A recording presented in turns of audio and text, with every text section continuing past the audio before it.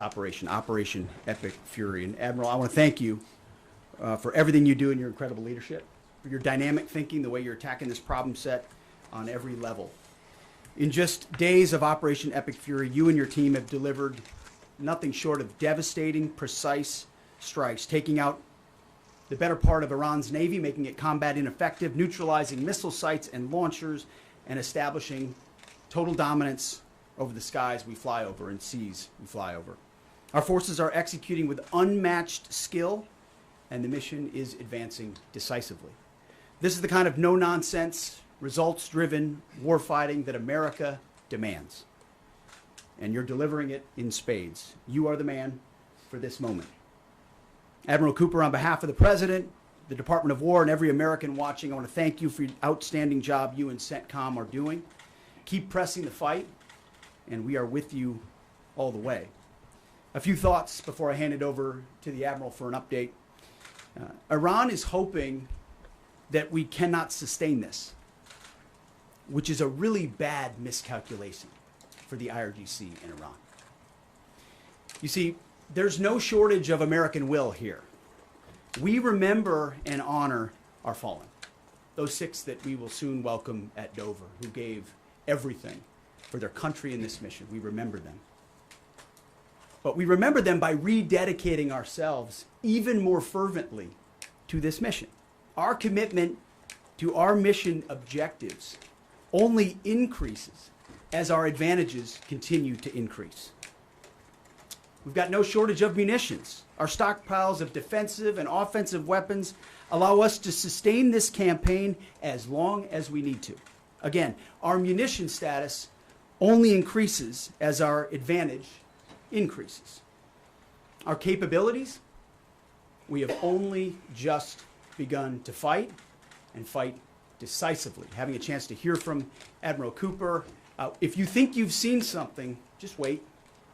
The amount of combat power that's still flowing, that's still coming, that we'll be able to project over Iran is a multiples of what it currently is right now when you add up our capabilities and those of the Israeli Defense Forces. And we have no shortage of authorities. The Admiral knows we have clear objectives with maximum authorities on the battlefield. The dumb, politically correct wars of the past were the opposite of what we're doing here. They had vague objectives with restrictive, minimalist rules of engagement. No more. Our authorities, his authorities, CENTCOM's authorities through the President and myself are maxed out. Our capabilities are overwhelming and gathering still, as are those of our Israeli partners. Our munitions are full up, and our will is ironclad, which means our timeline is ours and ours alone to control. As long as it takes to ensure the United States of America achieves these objectives. And as we flow more forces, and as we flow more capabilities, and as our munitions, as we're flying over the top, have even more devastating effects, we set the tempo, we set the timeline, led by the commander on the ground. Our ear is to the ground to listen to Admiral Cooper, what he needs, and what he needs he will get. We are built for this fight, and we are in it to win it. And we have the right commander in the lead. So I'll now hand it over to Admiral Brad Cooper to give you an update right here from CENTCOM. Admiral. Mr. Secretary, first, thank you very much and good afternoon, and welcome to U.S. Central Command Headquarters, America's Warfighting Headquarters. It's great to be here alongside the Secretary and representing the more than 50,000 men and women in uniform currently executing Operation Epic Fury. So, Mr. Secretary, first, thank you very much for your leadership and support and the very clear vision and objectives that you've given us to allow us to use overwhelming force against the Iranian terrorist regime. And thanks to all of you for attending today, and welcome to Tampa. We are now starting our 6th day of a historic mission to eliminate Iran's ability to threaten Americans. We are, if I could channel my inner Navy officer, we are at full speed ahead in executing orders given by leadership in Washington. The President and Secretary Hegseth have been crystal clear in their expectations, and we are at a high level of execution. As described by the Secretary and earlier this week by me, U.S. combat power is building as Iranian combat power declines. Our air dominance allows us to hit Iran's center of gravity with overwhelming power and reach. A couple of examples. In just the last 72 hours, America's bomber force has struck nearly 200 targets deep inside of Iran, including around Tehran. And in just the last hour, U.S. B-2 bombers dropped dozens of 2,000-pound penetrator bombs, targeting deeply buried ballistic missile launchers. Notably, we've also struck Iran's equivalent of Space Command, which degrades their ability to threaten Americans. Then, if I just look back over the last 24 hours of the operation compared to where we were at start, ballistic missile attacks have decreased by 90% since day one. Drone attacks have decreased by 83% since day one. Having said this, we remain vigilant. Our strikes against the Iranian Navy have intensified. You may have heard the president say just a little while ago that we have sunk or destroyed 24 ships. That was true at the moment.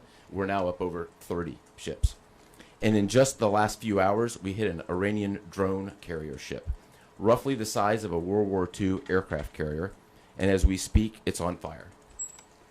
The president gave us another task, to raise or level Iran's ballistic missile industrial base. So we're not just hitting what they have, we're destroying their ability to rebuild. And so as we transition to the next phase of this operation, we will systemically dismantle Iran's missile production capability for the future, and that's absolutely in progress. This is going to take some time, but our forces are well supplied, as the Secretary said, and we are absolutely ready to prosecute this mission decisively. Our combined joint forces have relentlessly destroyed Iran's air defenses over the past few days, and they've continued hunting for more systems to kill. Our air defenders are operating at the very top of their game. I couldn't be prouder, shoulder to shoulder with our partners in the region in many cases, providing the most integrated air defense network in Middle East history. We are fighting to win. Through combined U.S. and Israeli combat power, we will continue decimating Iran's ability to project power outside its borders. And if I can just conclude by saying a strong salute to the brave men and women who are out on the pointy edge of this, really doing exceptional work. I just couldn't be prouder, and I know the American people share in that same pride. So thank you very much. Absolutely. And with that, we'll take a few questions. Yeah, right here. Sir, appreciate it. Admiral, I wanted to ask, or Mr. Secretary, the Ukrainian president said today that the U.S. has asked for specific capabilities to deal with Shad drones, Iranian drones. And you guys talked about what you asked for, and has there been any surprises from Iranian capabilities that you guys have seen in the past 6 days? Go ahead. We're very familiar with Iranian's capabilities, and as you might imagine, we planned for it right from the outset, and I feel good about what the plan was. Like any good organization, we adjust as necessary to meet the environment, and we've made those appropriate adjustments. Absolutely. Right here. Thanks, Secretary Hegseth. I have two for both of you. One, was an American pilot shot down today in Iraq? And two, I've heard reports that there's enriched uranium stored in Isfahan.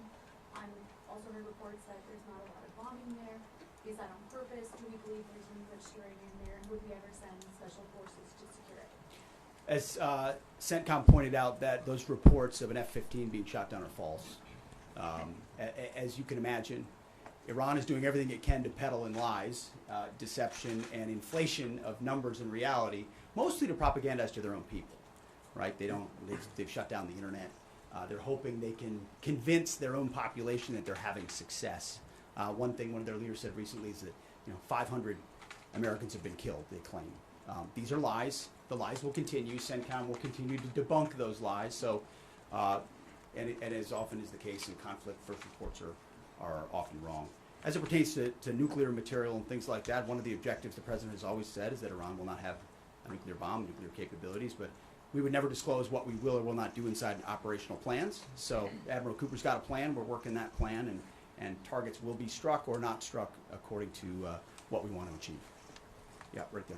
Secretary Hegseth, the president said earlier today in an interview that he would like to have a say in who's the next leader of Iran. Is this an expansion of your military objectives? Do you view it that way? And additionally, you spoke earlier today about how previous leaders have drawn resources from our hemisphere to the Middle East. Mm-hmm. How do you avoid that? Well, there's no expansion. Ultimately, I think the president's having a heck of a say in who runs Iran, given the ongoing operation we have. So there's no expansion in our objectives. We know exactly what we're trying to achieve. I think today's a great example of what this War Department is capable of doing. I was just in another part of Florida today, where we announced, America's counter cartel conference. 18 countries coming together from Central, South America, and the Caribbean, coming together to fight cartels. That is something that is ongoing. We're focused there. We're focused in the Indo-Pacific. We can mass combat power in CENTCOM. EUCOM is able to support that as well. So we know we're laser focused on our hemisphere and our homeland. I mean, that's why we locked down the border. That's why we're working with partners to take on cartels. That's why we're sinking drug boats. That's why we're on the offense there. But the beautiful things about combatant commands is that, Brad Cooper's laser focused on Central Command, just like Frank Donovan is laser focused on Southern Command. We can do both. That's what a global power can do.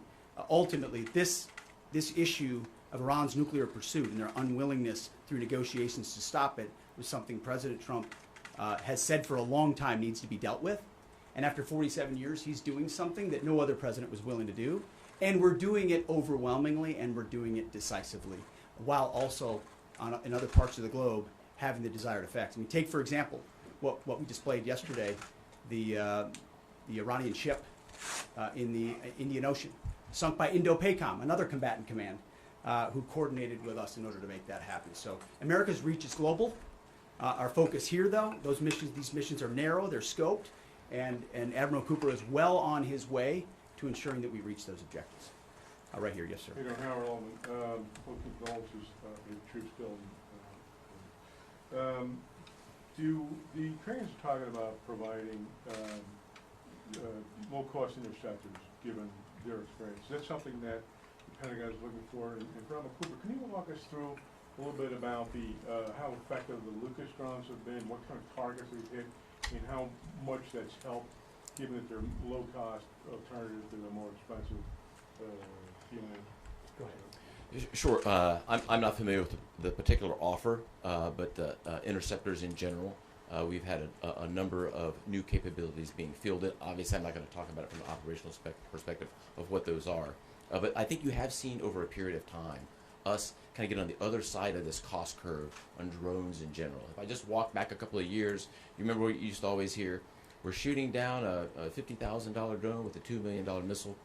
These days, we're spending a lot of time shooting down $100,000 drones with $10,000 weapons from ours. So that's one aspect of it. Lucas, indispensable. As many of you know, and if you don't know, this was an original Iranian drone design. We captured it, pulled the guts out, sent it back to America, put a little Made America on it, brought it back here, and we're shooting it at the Iranians. Good targets. Good targets. Absolutely. Right there. Thank you so much, Secretary. President Trump, in his first speech after the launch of the Operation Epic Fury, he addressed Iranian people and he said that there is going to be a time for you to come out, but it's not now. Stay home. It's not safe. I want to know if there is a timeline for that you're going to urge Iranian people to come out, how that is going to play out, and how are you going to protect the protesters? You know that they're going to be shot probably, as we witnessed in January. That's what happened. How are you going to protect and support the protesters? And Admiral, I have one question for you. How are you going to minimize the civilian harms? We have a lot of evidence that the Basij units, IRGC commanders, they are now gathering in schools, in hospitals, in purely residential areas because their headquarters are bombarded, they are ruined, of course.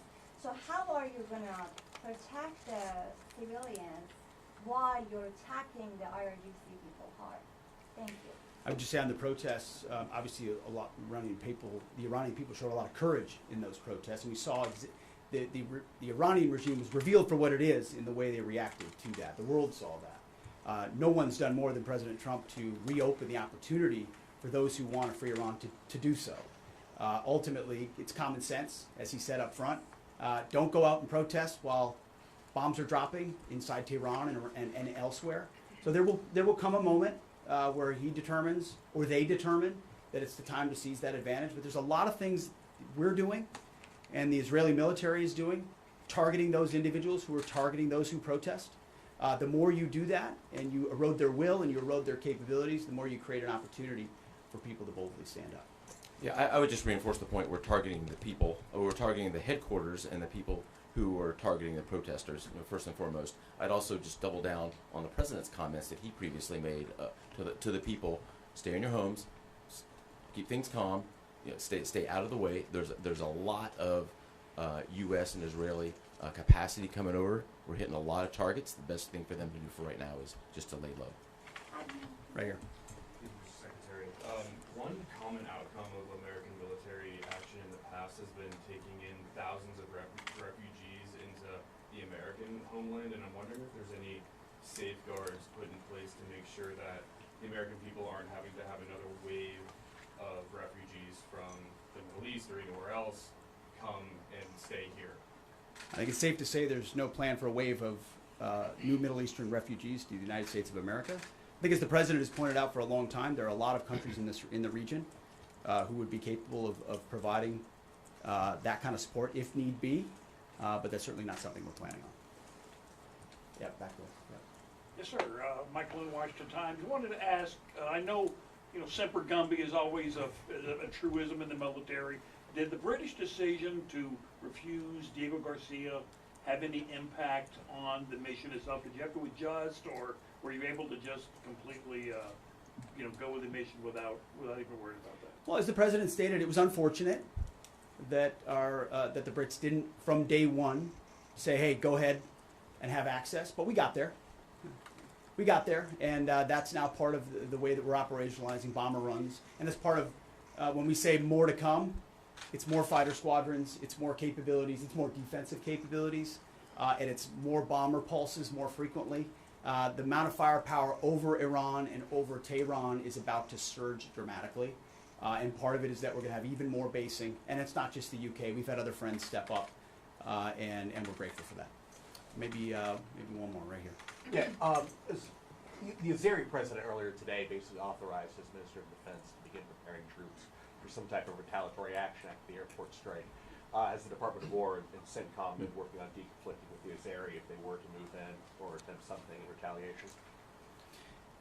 I'm sure there are plans, and I'll let the Admiral speak to that. But that does allow me to kind of address this idea that the war might be expanding, or there's chaos, and nothing could be further from the truth. If anything, what Iran is doing by targeting allied countries that would otherwise want to stay out of this, they've actually pulled them into the American orbit. So now you've got UAE and Qatar and Bahrain and Saudi and Kuwait and others saying, "Hey, we're with you. We'll shoot with you. We'll fly with you. We'll defend with you.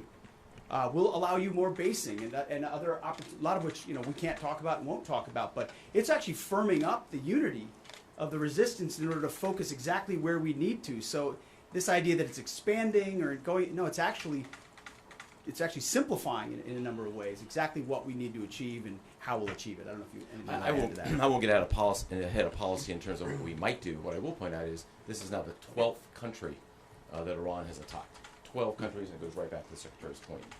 Those 12 countries are none too happy, and I look forward to working with all the partners who are willing to join us in this. And I would just close by saying, Mr. Secretary, one more question.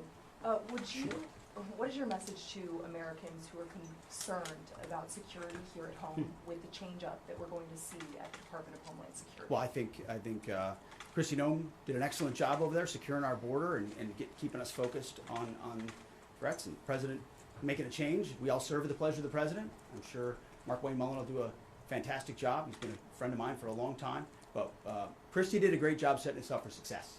So I don't have any concerns about whether or not the homeland will be covered down on. And I'll just end by saying I wish every American could get a chance to see what we see. I had a chance to go into the control room, into the Tactical Operations Center, go see these young men and women that are doing this, the dedication that they show at every level, the way they've refined their craft. I'm talking to a young colonel who's iterating on how we target and how we find and fix different aspects of what the Iranians are trying to do. If they don't know what they're up against. And if they think they've got it solved for, they're wrong. And ultimately, the combination of our ingenuity, the skill, the professionalism, the discipline, and then the sheer weight of the capabilities of the U.S. military, what you're going to see may look routine. It may start to be like, oh, another boat. Oh, another launcher. Oh, another drone facility. What it takes to do this with the precision that we do is world-class. No one else can do it. And it's world-class Americans, like the ones I saw here, like the ones that are coming home that we're going to greet home, that are the engine of what makes our country great. And so I'm so grateful for folks like those here at CENTCOM, at Central Command, who are under your command. Thank you for your decisive leadership. And all I'll say to you is what I say to them, keep going. Because the President and myself, we have your back. Thank you, Admiral. Appreciate it. Thanks very much. Couple more. Mr. Secretary, how is this operation going to ensure Iran never gets a nuclear weapon?